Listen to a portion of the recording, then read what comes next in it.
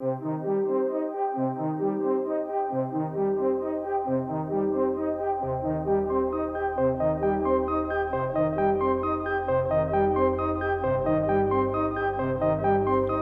when we think about safety, we think about layers, and all of the layers enhance the environment. And so what's really important is that it integrates into our learning environment, because we want to have a positive learning environment for our students and for our staff. You look at all those factors, many factors, to decide what is right for you. And so I think each school is unique in that way, or each district would be unique in that way. And it's important to involve others in that decision, and how it looks, how it works, and how people feel about it. From a board perspective, we went out looking at a lot of safety and security items, mostly in the hardening arena. So our staff worked very hard to get those kids through and make it as seamless as possible, and did so very well in a short period of time.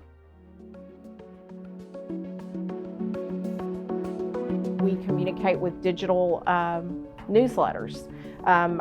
Very early on after the crisis at the high school, we developed a Safety Matters newsletter, and we sent that out digitally to parents and to the community so that they would know what we had in place as far as security and safety. Also with the metal detectors, that was totally new for all of us. It was a learning curve for us all. So we took the time to communicate with our parents and our students on best ways to go through that process a little bit quicker, and lessons we had learned through that process. First and foremost on our minds was to train our staff really well and on how to do this, because teachers and paraprofessionals and secretaries are not trained initially to do that kind of job. We needed to walk them through it multiple times and in multiple situations of what to do. Second, the organization and the training of the students was important, because we had to train them what would make the metal detector go off. Our school made it very easy to comply to the new security measures. They made it very easy the first week of school we came back, and it's very efficient now.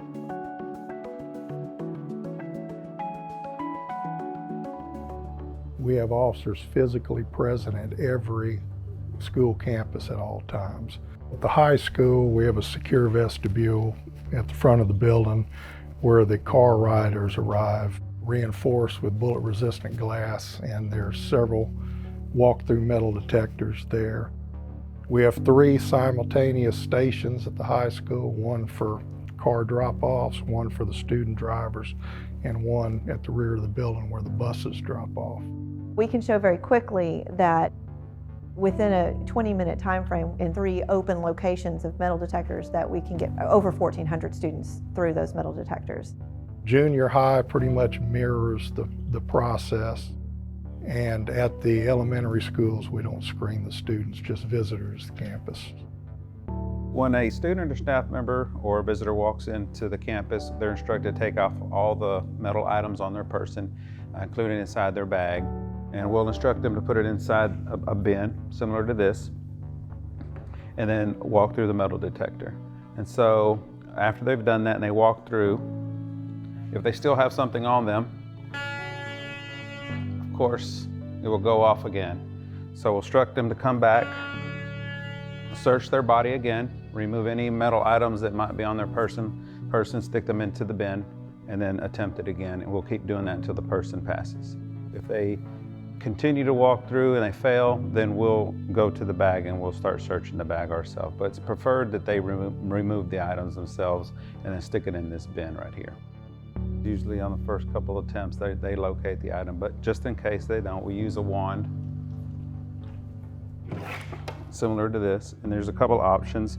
It gives us a silent mode where it just vibrates in the hand, and then there's another option that there's a tone to it.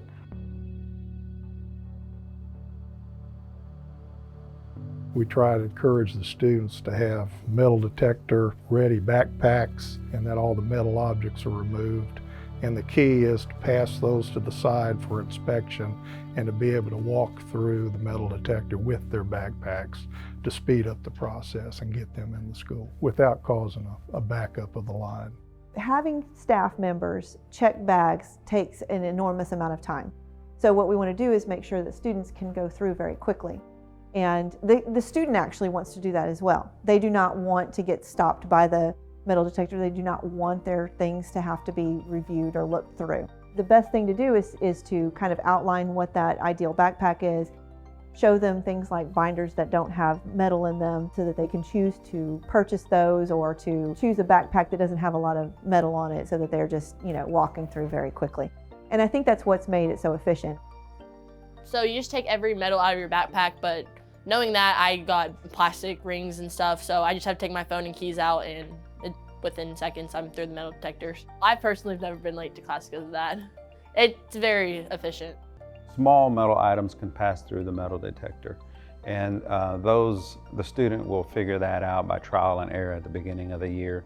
But we suggest that no metal go through the metal detectors, but they can pass through like a small folder with a little bit of metal, maybe a pen and pencil pouch with little 3-ring binders, regular belt buckles. But if they have a large belt buckle, then that has to be taken off.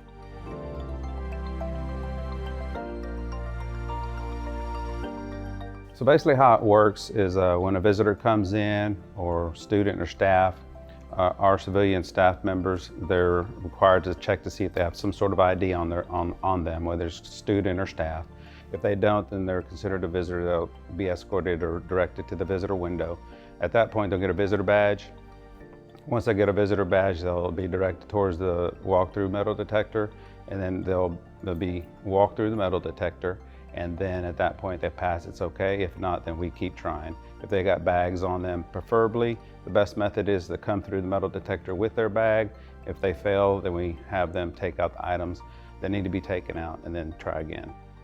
So when it comes to the visitors, if might be a learning curve, it might take a minute or two extra because they haven't walked through the metal detector before, but we have a lot of visitors that do come back and they already know how to do it, so it's pretty quick.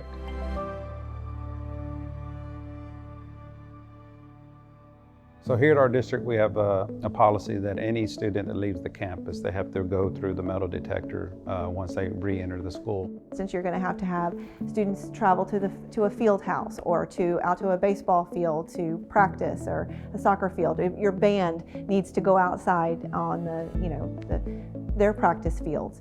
And so getting those students out and then back in creates some maneuvering of things and some practice on the students' part. And what works for us may not work for every school, but what we've had to do is train our students to go out and then back through that one entrance, because we could not operate 3 entries all day long. It's not really difficult at all. I mean, they've made it really simple for us to do. It's a very easy process in the morning to come in, very easy process to get out.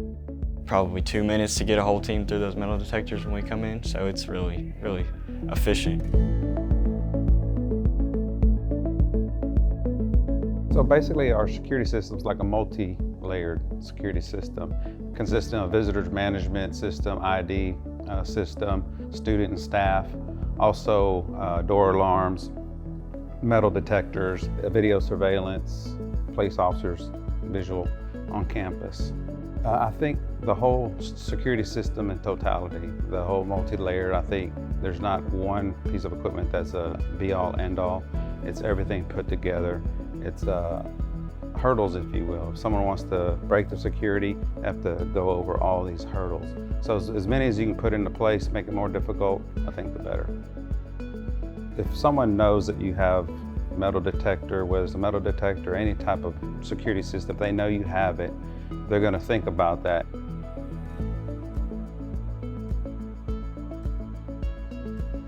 I want our students to feel comfortable in approaching officers, and that we can have a good two-way dialogue to try to mitigate problems before they turn into problems, and when they see something, say something, and be comfortable coming up to an officer to tell them about a potential risk so we can get ahead of it before it becomes a problem.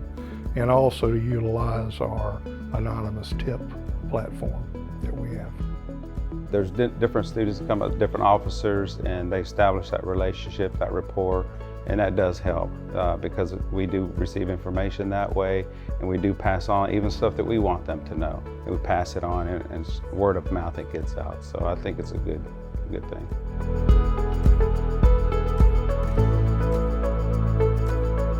So when it comes to the maintenance of the metal detectors, they're very low maintenance. All you have to do is charge them up when the battery gets low. Some of them we use on electricity, some of them we use on battery, but they're very low maintenance. Basically, it's a battery charge. You just slide it over to an outlet, or if you have an outlet nearby, you can use it on electricity, or if they run out, then you can charge it up that night. We've not experienced any hardware issues. These metal detectors, they're capable of running all day on a single charge, even after school if need be. Worst case scenario, you can just charge it up that night and use it the next day.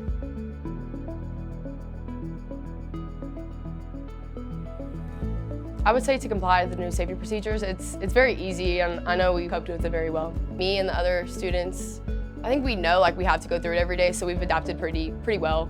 I just hand them my phone and keys and just walk right through. We as board members, parents, the community cannot get in the way of these children and make sure that they have what they need to be successful in school. We have to make sure that we have enhanced the learning environment as such to where safety and security doesn't get in the way of the learning environment. The number one thing that makes me feel more safe is the metal detectors, just knowing that really nothing's getting through those in the morning. You can't get anything through there. We're in a people business, helping out people. You know, we never know, we might have the next president going through our school. World leaders, national leaders, you know, going through our school. So it's a privilege to watch over these kids.